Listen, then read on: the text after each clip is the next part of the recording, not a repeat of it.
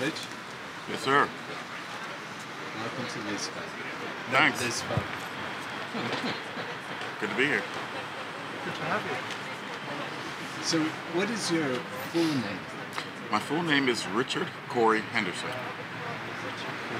Yes, sir. And where and when were you born?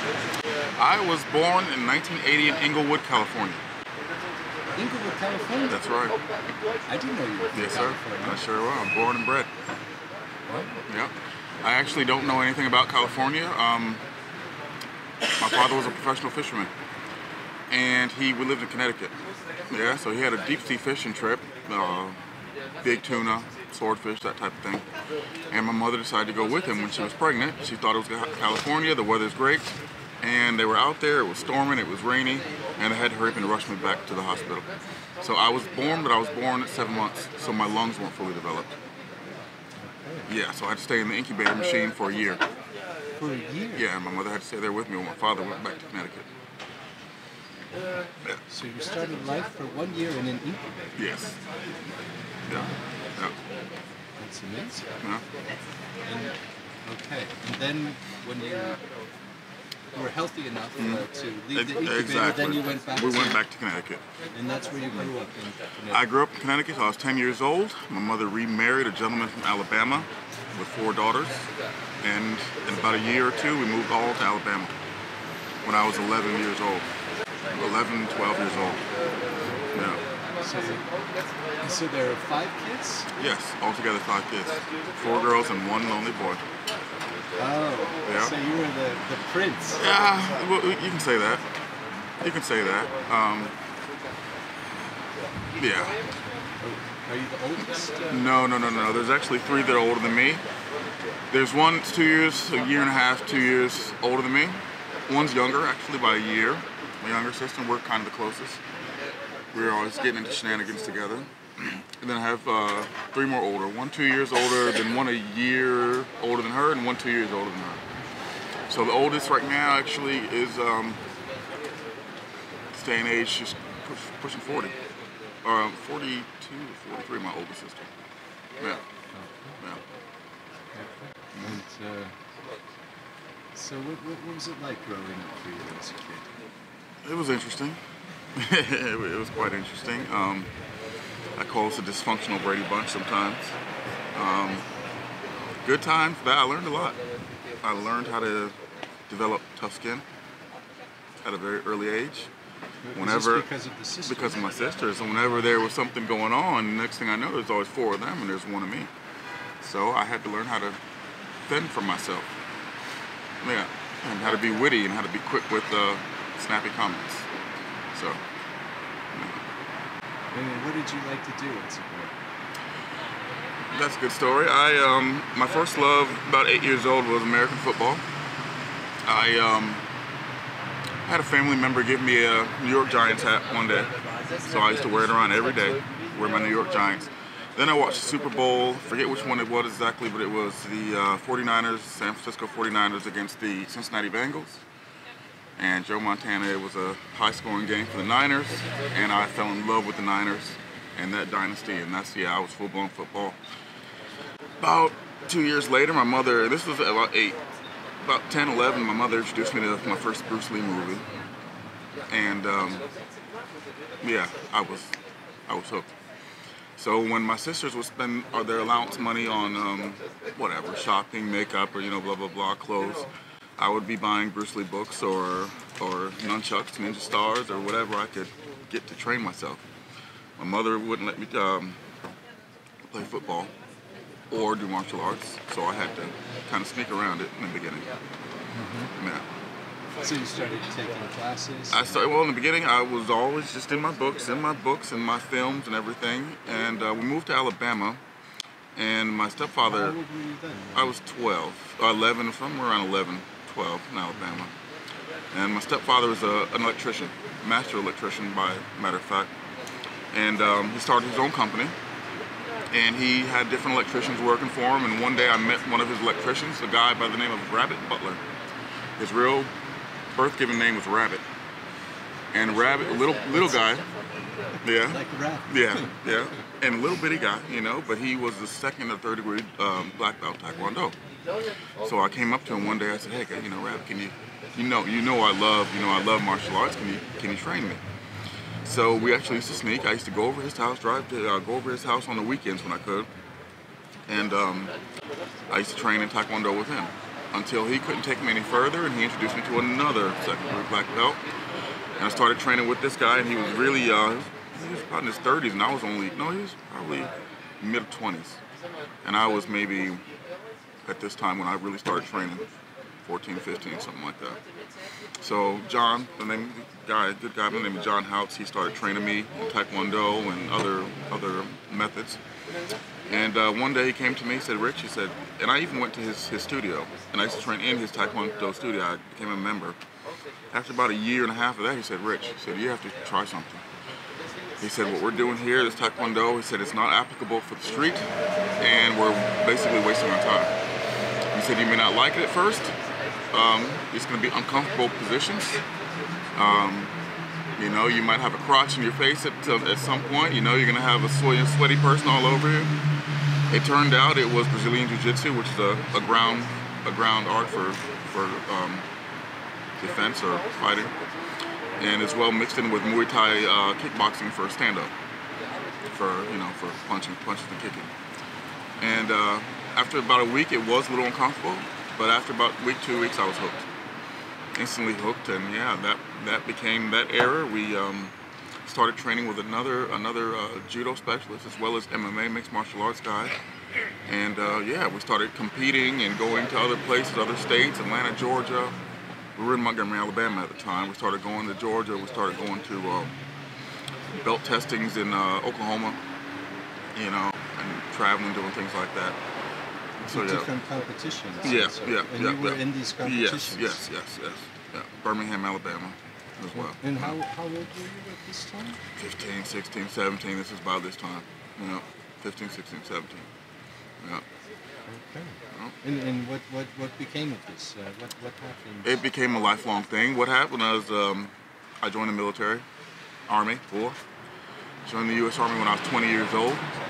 And fortunately, my first duty station was Fort Stewart, Georgia.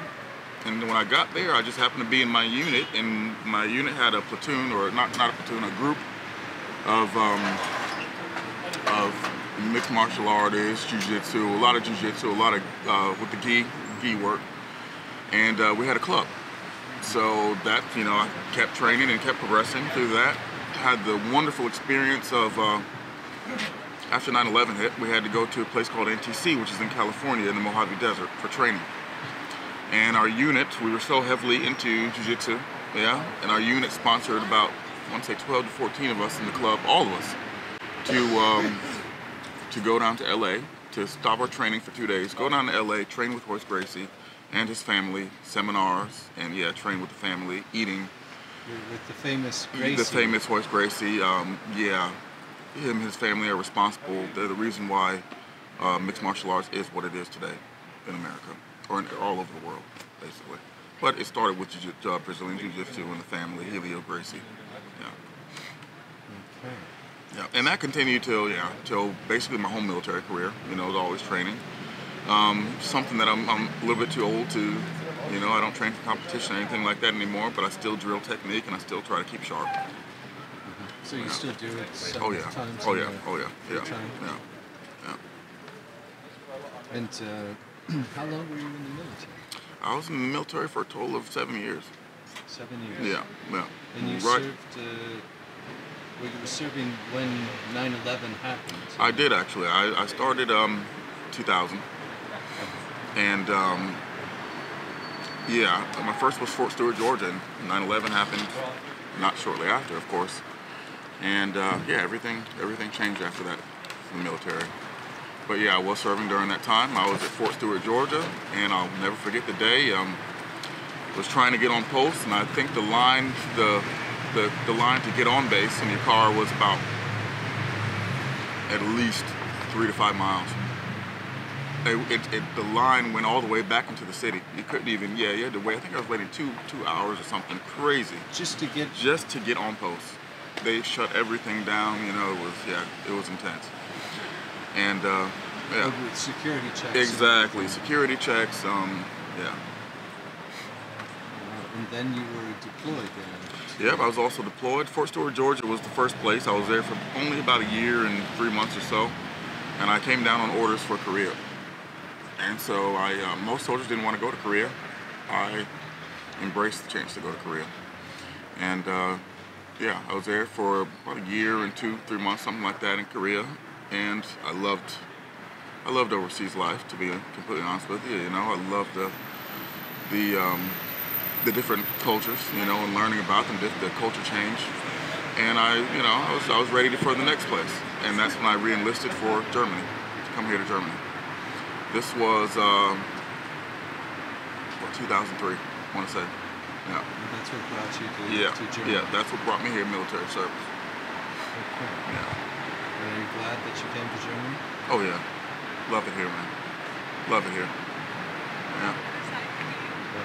Yeah. And you were also in Iraq or Afghanistan? I was in Iraq, actually. Yeah, I was in Iraq around, what, 2005-ish? Somewhere around 2005 to 2006. Yeah. So I did my year actually in 3 months in Iraq. Yeah. Would you like to share anything about that experience? It's the Wild Wild West. It was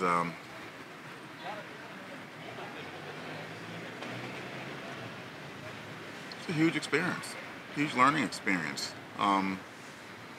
Anywhere where you go in the world and you experience life on a level of that nature,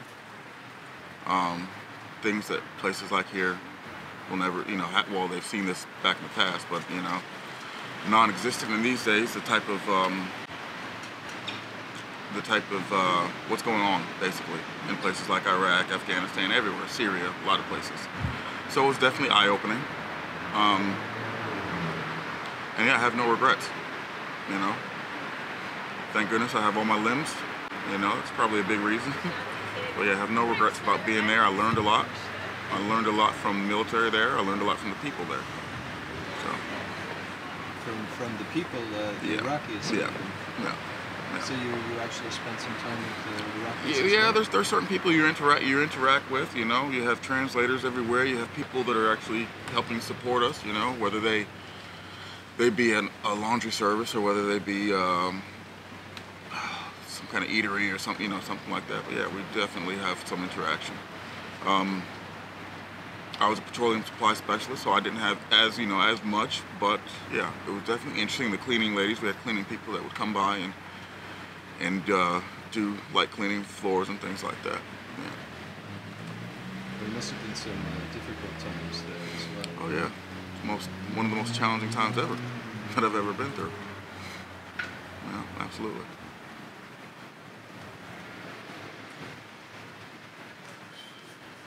And do you want to share anything else about Iraq and your experience there? Or? I think we'll let that rest. Okay.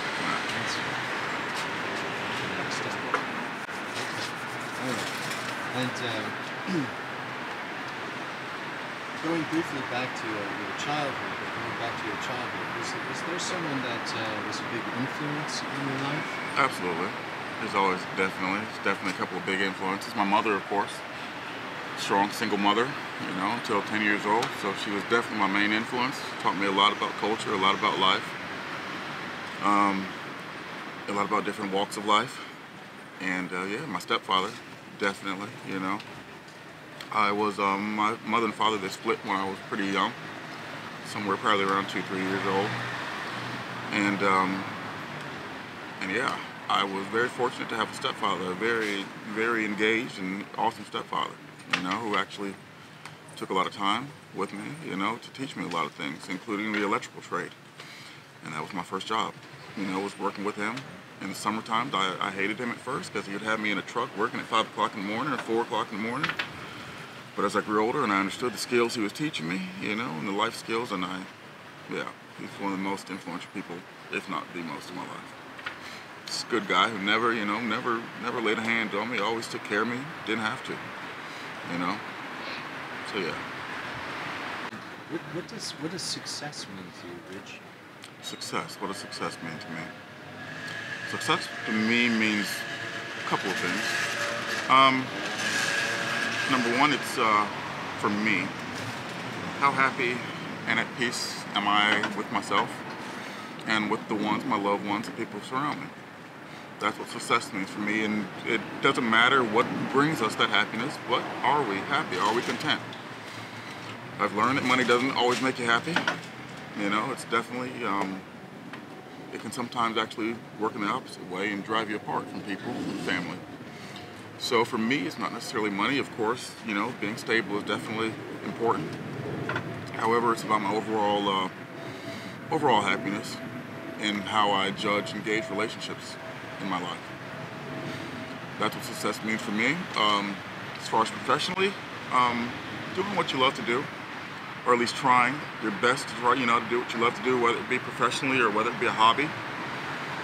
And yeah, if you can't get exactly what you want professionally, keep striving for it, and yeah, life is interesting. You never know what doors can open for you. And so yeah.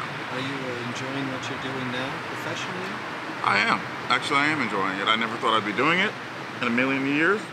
I teach English to children, ages 3 actually through 19 years old.